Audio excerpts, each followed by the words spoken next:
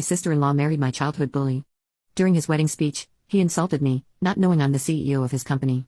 I told him to come to my office the next day, and he looked terrified and shocked.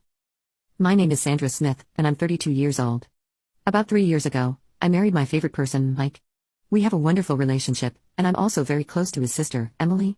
We get along like sisters. My husband and I have known each other for 10 years before getting married, so we are like parents to Emily. We've always wanted her to grow up well and have watched over her closely. When Emily reached an important milestone and got a marriage proposal from her fiancé, she wanted to introduce him to us, her surrogate parents. She said, "I would like to introduce my fiancé to you both."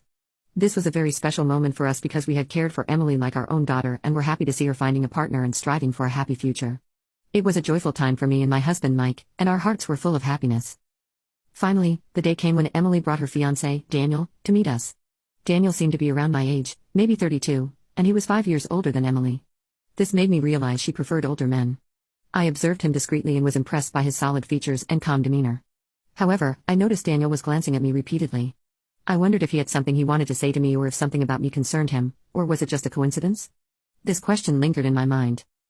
I quickly checked my clothing and hairstyle for any issues, but found nothing wrong.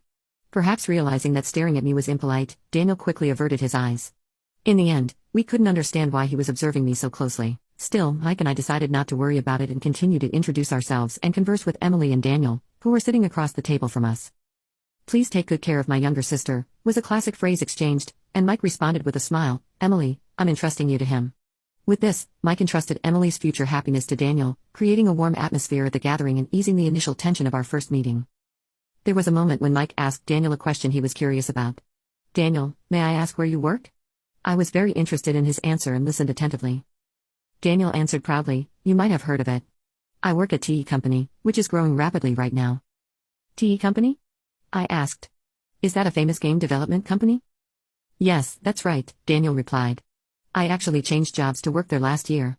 I didn't leave my previous job because I disliked it. TE Company directly scouted me because they valued my skills. So this is like a promotion." "Don't worry, I didn't start as a regular employee," he explained.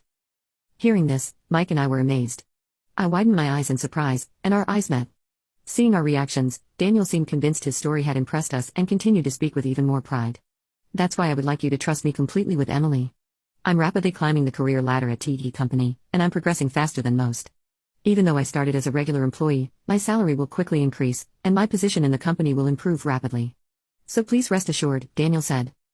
Hearing his words, I was so surprised that I was at a loss for words. TE Company is very famous, and I am well aware of it. Mike must also know of TE Company. However, he doesn't work there, so he might not know all the insider information. I think both Emily and Mike are aware that TE Company has a great reputation in the industry. However, it seemed like neither of them had imagined that her fiancé, Daniel, would quickly rise through the ranks at TE Company after joining. I never imagined that Daniel's career was progressing so quickly. There were parts of his story that made me feel a bit uneasy, but I decided to believe him when he talked about being recruited by TE Company and climbing the career ladder at an incredible pace. As our conversation shifted away from work topics, I eagerly asked Daniel and Emily about how they first met. They said they were introduced by a mutual friend. Daniel was looking for a life partner but didn't like attending matchmaking events, so he met Emily through a trusted friend.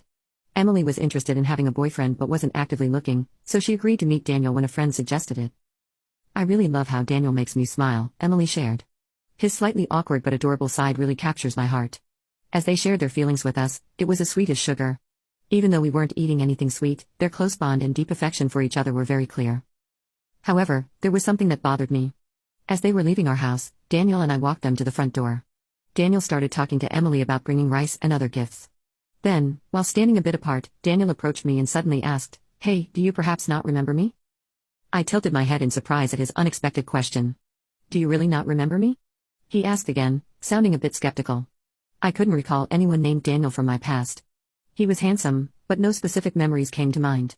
Seeing me trying hard to remember, Daniel sighed slightly, unable to hide his disappointment. "Now comment update to tag you on part 2.